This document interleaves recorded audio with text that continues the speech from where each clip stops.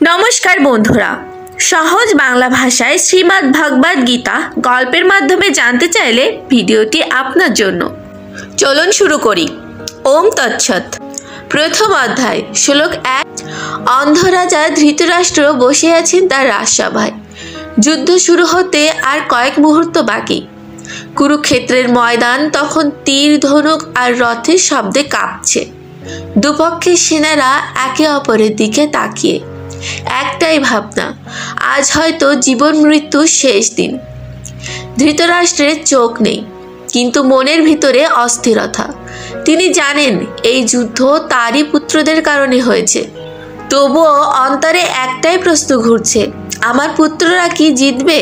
তখন পাশে থাকা তার দূত ও দৃষ্টিশক্তি সম্পন্ন উপদেষ্টা সঞ্জয়কে বললেন, হে সঞ্জয়, বলো তো, ধর্মক্ষেত্রে কুরুক্ষেত্রে যখন আমার পুত্র আর পাণ্ডুর পুত্ররা যুদ্ধের জন্য দাঁড়িয়েছে, তখন তারা কি করছে? এই প্রশ্নটি গীতার প্রথম শ্লোক। শুরুতেই দেখা যায় ধৃতরাষ্ট্র তার পুত্রদের আমার পুত্র বলে ডাকছেন, কিন্তু পাণ্ডবদের বলছেন পাণ্ডুর পুত্ররা।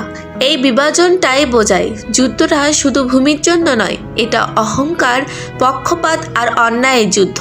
বন্ধুরা, আজ এ পর্যন্তই। পরবর্তী ভিডিওতে 2 থেকে 4 শ্লোক পর্যন্ত বলা হবে। ধন্যবাদ, পাশে থাকবেন।